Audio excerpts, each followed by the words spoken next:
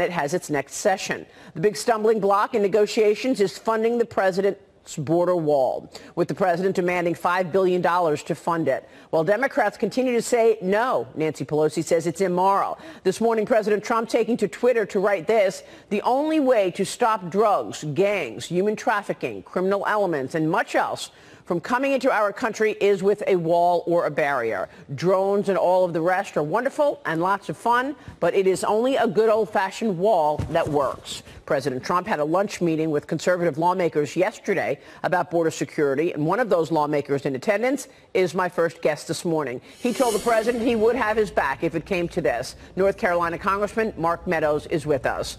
Joining us for an exclusive interview this morning is a member of the House Oversight and Government Reform Committee and the chairman of the House Freedom Caucus. Mr. Chairman, it's good to have you on the program this morning. Thanks so much for joining us. Maria, great to be with you. Thanks so much. First, give us a status check. Where are we in terms of these negotiations, Congressman? What are the sticking points now? Well, I think the sticking point is really that Nancy Pelosi is driving most of this negotiation. You would think it would be Chuck Schumer, but I can tell you, based on conversations I've had as recent as this morning, it seems like Nancy Pelosi is actually the leader, the minority leader in the Senate. And so they've come at an impasse. This is all about trying to make sure that Donald Trump does not secure the border. And it's really more out of their dislike for this president than really about the communities that they are really should be upholding to make sure that they're safe. Well, I think this is a really important point that you're making, because this is supposed to be about border security. And the Democrats always say we are for border securities, and yet we haven't seen any votes yes on ending sanctuary cities, on voting for Kate's Law, on the border wall. So I mean, there's the only other one thing you could think about what this means, and they just don't want the president to fulfill another campaign promise. Well, you're exactly right, Maria. And I think the other part of that is every single Democrat will come on and say that they're for border security. They are, except for one problem. Their vote does not match their rhetoric. And so, we're looking for compromise. I can tell you I was with the president and his team yesterday. I saw Mick Mulvaney earlier this morning.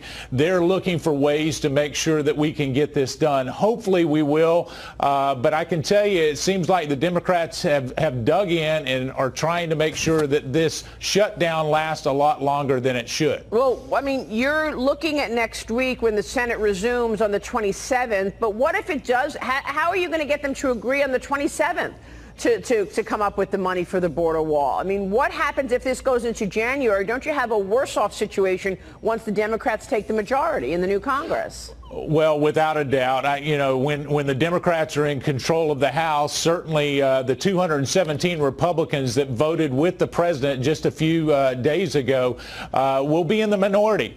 But I think, it's all about having options. We spend billions of dollars. Maria, maybe this is a solution. We spend billions of dollars every year in improper payments. So maybe Senator Schumer would go with me and say anything that we recover that we can spend on the wall. That's one option that he wouldn't even have to appropriate. There are a number of options that wouldn't cost the American taxpayer money and yet would secure our border. I think cooler heads need to prevail. Well, what are you negotiating at now in terms of numbers? The president said $5 billion. Is he willing to accept under $3 billion? What's the neighborhood that's being discussed right now?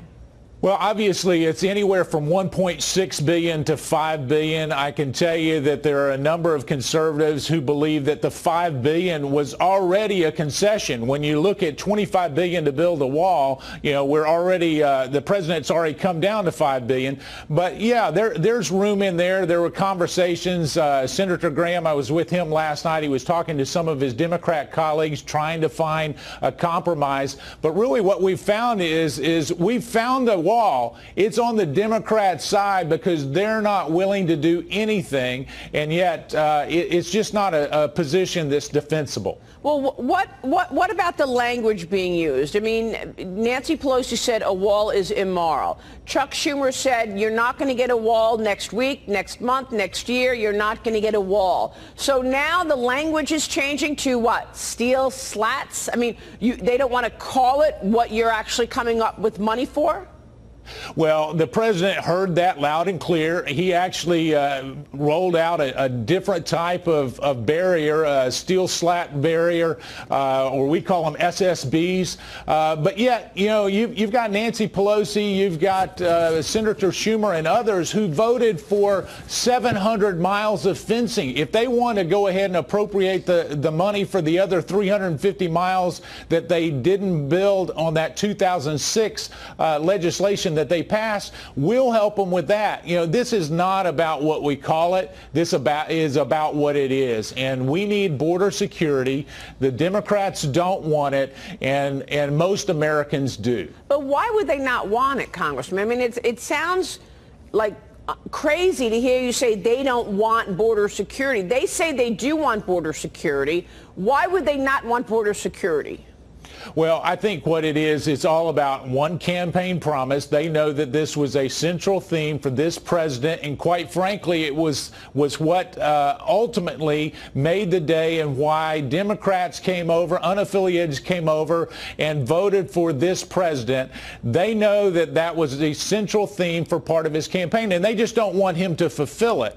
When we look at that, yes, they do say they're for border security, but they're for everything that doesn't matter. When it really gets to sanctuary cities or Kate's Law or a barrier or asylum reform, they're absolute no each and every time, and you can look at the voting record and verify that. But I just find it really extraordinary that just last week you all passed a farm bill which cost $850 billion plus.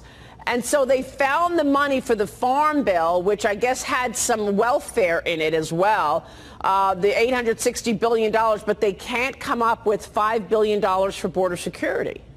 Well, Maria, you're exactly right. We have $5 billion in sugar subsidies in that very farm bill that they just put forth. But we're not talking about money. We're talking less than 1/2 of 1 penny in terms of what we're talking about in terms of money. The president has agreed with them on over $1 trillion of spending, and we're debating $5 billion. Yeah. It's just not a defensible position for the Democrats. You're going to dig in. What does this mean for 2020? Congressman, because the longer this goes on, the longer the government stays closed, the longer people call it the Trump shutdown, which is what Chuck Schumer came up with. Is this going to impact 2020 re-election for President Trump?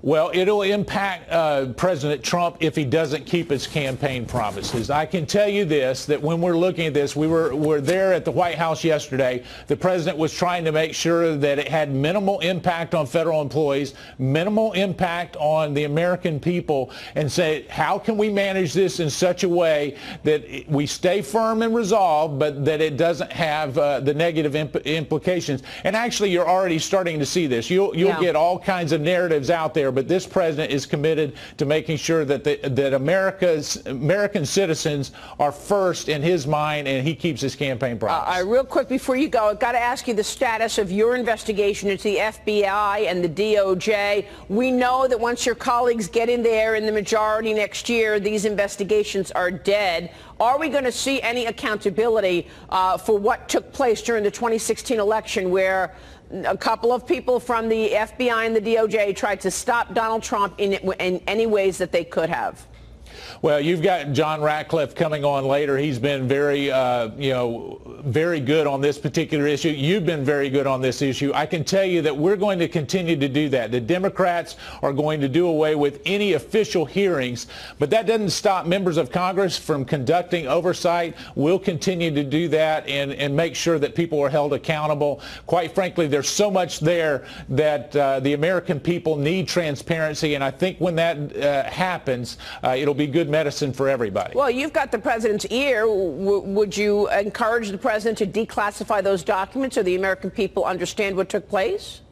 I have, and I will, and you know, listen, the president's typical default is on transparency. He believes that we ought to let the American people see it because he knows what he's done and what he hadn't done, and I do think that we will see declassified documents in the weeks and months to come. All right, we will talk more about that with Congressman John Ratcliffe coming up, who's on the Judiciary Committee. Sir, it's good to see you this morning. We'll be watching the developments. Thanks so much, Mr. Chairman. Thank you, Maria. Let's bring in Kansas Congressman Roger Marshall. Thanks so much for being here.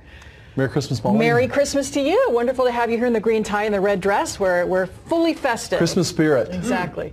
So things have been kind of crazy up on Capitol Hill. We've got the partial government shutdown underway now. When do you see an end in sight? We're hearing at least until after the holidays. And potentially, could this be a very long shutdown if somebody doesn't budge on one side or the other? Where's the compromise going to come from? Well, Molly, I'm predicting that nothing happens till January 3rd when Nancy Pelosi gets sworn as Speaker of the House. I think that she cannot do anything with this wall issue until she gets all the votes of the new liberal socialists that are in her party. So you're saying the Democrats are definitely going to push this off until Nancy Pelosi can assume power, and then they'll have more control. So what happens next week then? What do you do in the meantime? Keep passing paperwork back and forth and maybe a few speeches on the floor? Or? I think it'll be very, very quiet up here. I think that the Speaker has basically told us all we should go home, be with our families. We've been asked to come back within 24 hours. I think the House has done our side. We put a halt to the President considering signing this the Senate bill they were going to send us without any funding for the wall. So we've done our job. The ball is now in the court of the Senate. We need them to do their job and negotiate faithfully with the President. Once Nancy Pelosi does step into power, if that comes to pass, as people expect it to, do the Democrats then take ownership of this? Is it dangerous in an extent how long it goes on from there for the Democrats? Where's the winner and the loser once things pass into January? Well, I think the Democrats have to take responsibility right now because they could solve this problem and negotiate in good faith, and all the more so with Nancy Pelosi in control of the House as well. See if anyone's willing to come to that compromise. The off-ramp looks like a different place to get to. Let's talk a little bit about the big development today in that Patrick Shanahan will be stepping in to fill the shoes for Mattis as acting secretary. What do you think of the choice, and what do you think about Mattis's early departure? Well, I think anybody that's from the business world knows that President Trump is doing exactly what we would do in the business world. We would never accept a letter of resignation from a senior person and then let them stay on board for a month or two. Can you imagine Secretary Mattis going to NATO and representing the president? He's truly a lame duck right now. Very sad that he's going. He's been a great, great leader, well-respected voice. But I think the American public needs to realize that every day for 30 years, General, now Secretary Mattis, has woke up and said, how do we destroy ISIS? I think President Trump wakes up every morning and says, have we defeated ISIS and how we get our troops home? So I'm excited about a commander-in-chief that's going to push us in that direction. In the wake of Secretary Mattis leaving, as you point out, he's gotten a lot of bipartisanship praise from both sides of the political aisle. Does Patrick Shanahan have a tough shoes to fill in those coming weeks or months, or however long it takes to bring in whoever the eventual secretary will be? You know, absolutely. You know, another lesson from the private world, one of my mentors, an orthopedic surgeon, once told me that none of us are inexpendable, though. And not to be too hung up on a person, a senior person leaving, that we'll find someone else better to replace them. Secretary Mattis, a great job, but I think we need someone that's going to support the president's agenda of getting troops home. Look, we've dominated ISIS. We've destroyed ISIS. The military's done their job. Maybe it's time for a new plan. Let's get those soldiers home, get them protected. We can still protect the Middle East with our soldiers in Iraq. Who do you think the new face should be? There are quite a few. There's a long list of names that have been floated out there from, former Senator from New Hampshire, Kelly Ayotte, Senator Lindsey Graham, Senator Cotton, David Petraeus, for instance. What are your thoughts on who should be the next secretary? Well, certainly I'm real impressed with Senator Lindsey Graham and his ability to stand up and speak, agree with the president when he agrees with him, speaks and disagrees with him when he needs to disagree with him. I think he'd be a great person. Beyond that, I'm not real familiar with some of the other people spoken about. Shifting gears to Syria, that was considered a controversial move when the president decided to pull troops out of Syria. And one of the strongest criticisms was that we were potentially leaving allies, specifically the Kurds, in a lurch, that it would be dangerous for them and we were leaving our allies. Your thoughts on the president's decision to pull out of Syria now and what it means for those allies? Well, again, I'm glad the president is considering first and foremost, how do we get our men and women home and into safety? If the president would ask me, I would ask him to consider moving those 2,000 soldiers over to Iraq, and we can still support the Kurds very easily from Iraq.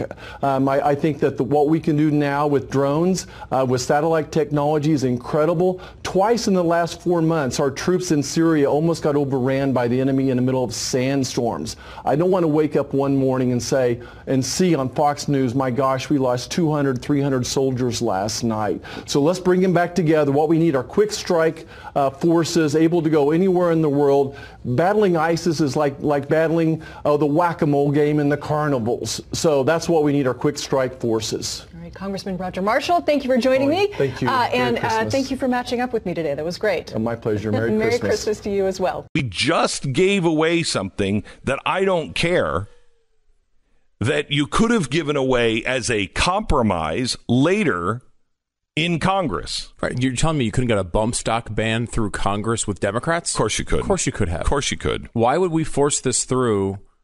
And again, I think it's completely unconstitutional. I do too. First of all, we should set the baseline there. It's unconstitutional to do this. This is obviously an infringement on your ability to bear arms. Obviously. It is. Fundamentally, it is unconstitutional. It's tied to another law that is unconstitutional, which is these 3 different statutes that come out against machine guns and automatic weapons, which I completely think are unconstitutional as well. So, but even if you go beyond that, let's just say we live in this world, we're in a progressive world where we don't necessarily follow the Constitution all that closely, and we do the things that just have to be done, and that's the world we live in. Even if you're in that world, you gotta pass a law. You gotta pass a law. You can't have the president just making up distinctions on, well, we don't like that thing.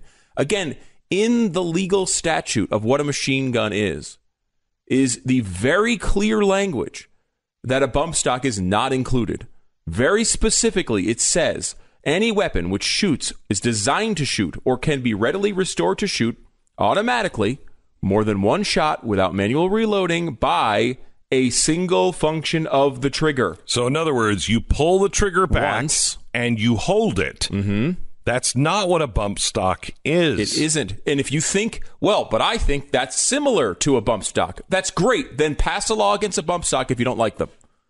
I'll still argue that it's unconstitutional, but at least it makes some sense. So, and here's the reason why. I said this to the Democrats, and they didn't listen. Don't go down this path, Democrats, because someday Barack Obama is going to be gone. And you're going to so disenfranchise people and make people angry and set this precedent that someone else that you really don't like is going to use those same things against you. Yeah. We now have Donald Trump. Now, please don't set this precedent. You can't have the precedent of a president just saying, you know what, and something else I want to ban.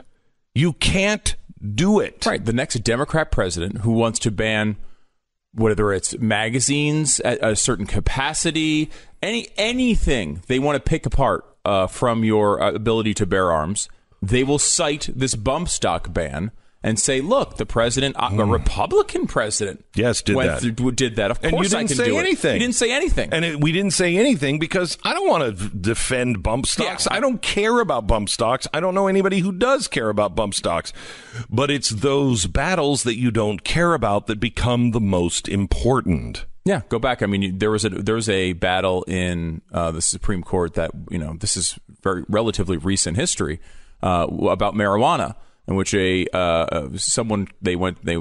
basically fought the Commerce Clause when it came to marijuana, and it was a case in the 2000s that because it was marijuana, I don't think any conservative was like into thinking about it, and it was not a big issue on talk radio at the time or anything. But that was like probably one of the best opportunities to reverse the ridiculous nonsense the government has used with the Commerce Clause over a very long period of time to restrict the way or to get their tentacles into business. And you know what? The Commerce Clause is a really good example of that itself. Yeah. I don't remember the farmer's name, but the court case that happened under FDR, nobody paid attention to. Nobody cared because it just involved a farmer and his wheat and I don't grow wheat and I don't care. But that's why Washington is in all of our businesses, because of that one move that no one cared. Willard, I'm right around it. It's Fillmore versus Whitburn. We're right in there. Willard versus Fickburn. Okay, close. There we go. We had all of the syllables, just all in the wrong order. All in the wrong order. Okay, so that was the Attorney General against against a farmer. It's Attorney General. And because of that, the guy who grew his wheat on his farm, he never sold it. It was just for him and his family and his livestock. It never went anywhere. They said, well, it could, and more importantly, you are going to be feeding your family and your livestock with wheat not purchased. So that wheat that you would have purchased if you weren't a wheat farmer, that might affect the price of wheat coming into your state or leaving your state. So we have a right to regulate your land. Oh, my gosh. And people didn't say anything. And that's how we lost our freedom. And the same can be said, first of all, the bump stock thing. Also yesterday, can you imagine? Well, you don't have to. Imagine when President Obama just said, you know what? We're leaving Iraq. And he became General Obama? And how upset we all were? Wait, hold it just a second. No.